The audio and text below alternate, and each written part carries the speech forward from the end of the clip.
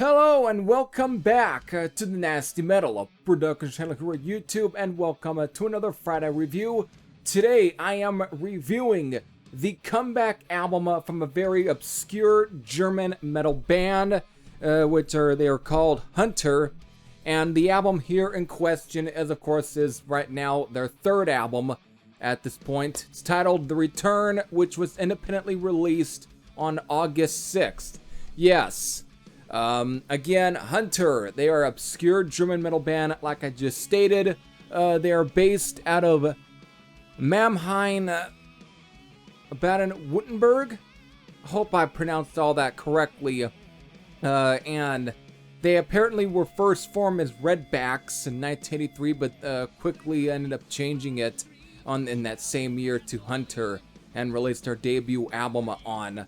I think it was Baculus, I think is probably the way to pronounce the name of the label, which was a sub-label of Bellefonds Records, and they released Sign of the Hunter on that label in 1985, and then I think they switched labels by then in 1987 to release Keep the Change, and that was pretty much their final album for a long time until pretty much at least 3/5 of the original members got back together in 2019, and here we are in 2021 with their third album, basically. Again, it's their comeback, The Return. So without further ado, let me get into my thoughts on this comeback album from this obscure German heavy metal band, Hunter, The Return.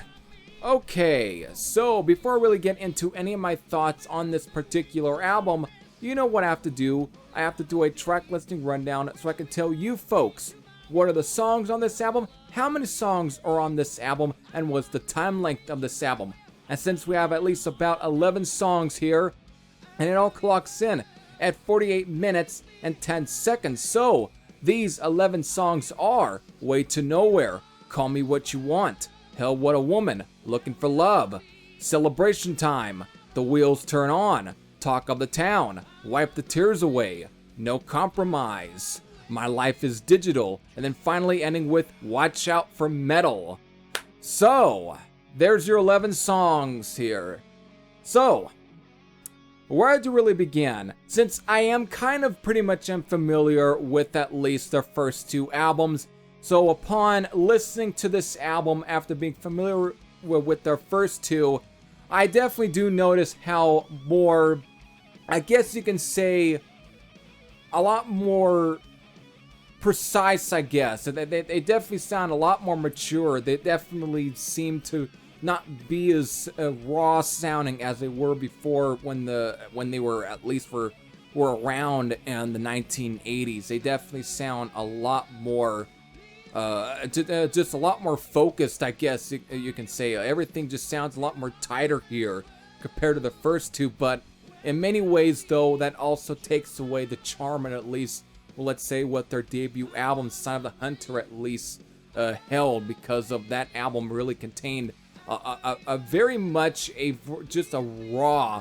more youthful, just overall attitude, and it didn't sound nearly as tight in anything on here. You can tell there was a little bit of sloppiness on their first album, but again, it at least contained that sort of raw fury that you expect a lot of those early German metal bands really just contain.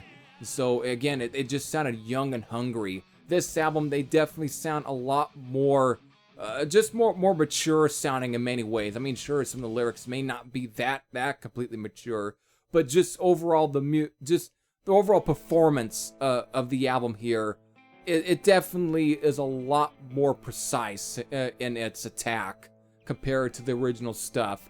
But then again, that's where you can definitely make the comparisons here. I mean, it's not nearly as raw and heavy as Sign of the Hunter, but I will say this though about this album, about The Return. It at least sounds a lot more focused than compared to their second album, Keep the Change, which was a step down in my opinion from Sign of the Hunter.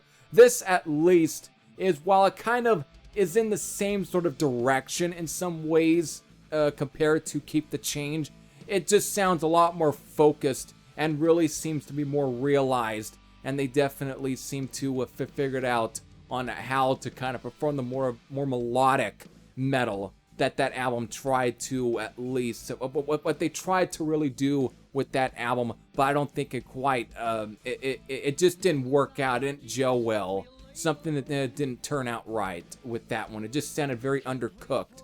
This one sounds a lot more cooked, but not nearly as let's say, nearly as, I guess, overcooked, I don't know, you can say, compared to the first album, which the first album still probably remains their heaviest in the discography. This one, again, is great, though, in its own right. Without, again, as far as just the overall performance of and as far as the styles on the sound, since this is definitely more your typical, you know, melodic German metal, there is definitely each song's, or at least I broke this one down to 3 halves because of, you get your typical German, you know, melodic German metal songs, but you get some songs that at times I would throw in the sort of category of very inspired by either likes of either AC/DC and Saxon. That's why I broke it down. So as far as the typical, you know, standard German metal, I mean, it begins with Way to Survive, which again, or I mean, Way to Nowhere. I don't know why the fuck I said Way to Survive.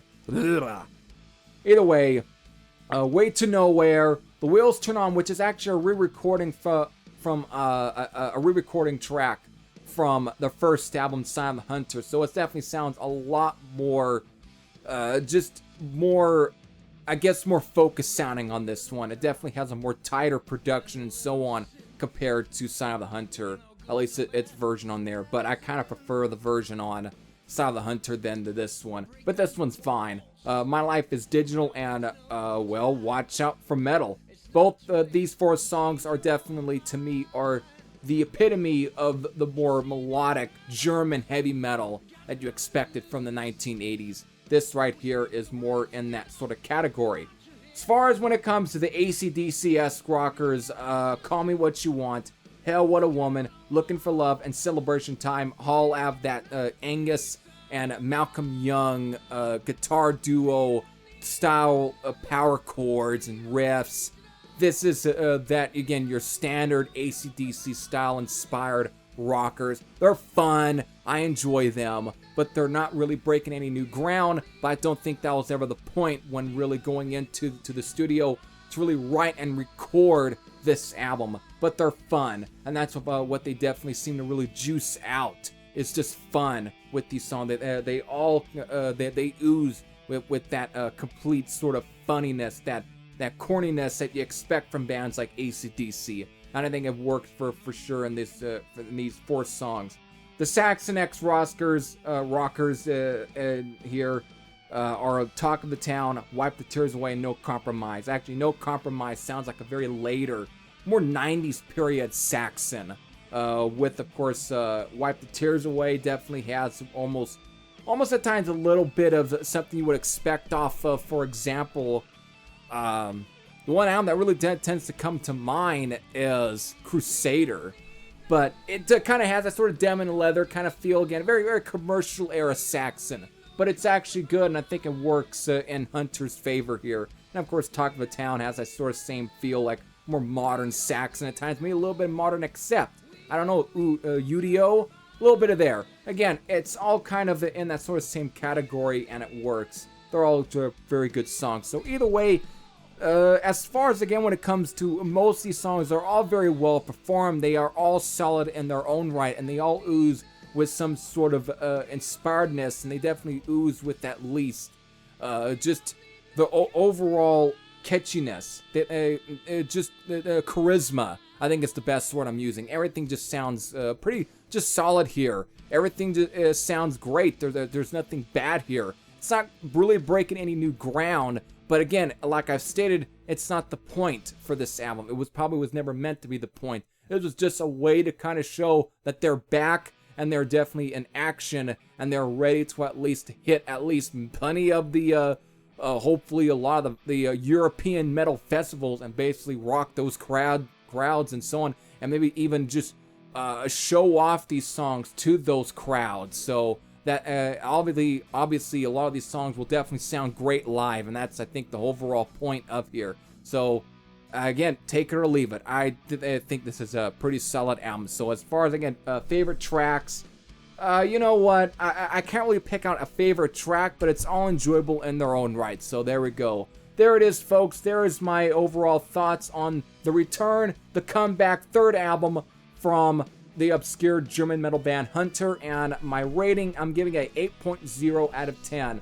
Again, it's a solid album. Again, like I've stated earlier and here within the review, it's not breaking any new ground, but again, it was never meant to be the point, I suppose, for this album. So that's why I take the album as. So it's solid in its own right. If this sounds like an album you might want to check out, you know what? I don't know where I can find to leave a link in the description box that will take you to where you might want to purchase this album or even listen to this album. But I will find some sort of link to maybe try and get this album so you can add to your collection and hopefully check out. Because again, I think it's a solid album. And I think if you dig a lot of just straight up old school German metal, just straight up German classic rock, whatever, heavy metal, I think you'll definitely dig this album. So there we go. There it is, folks.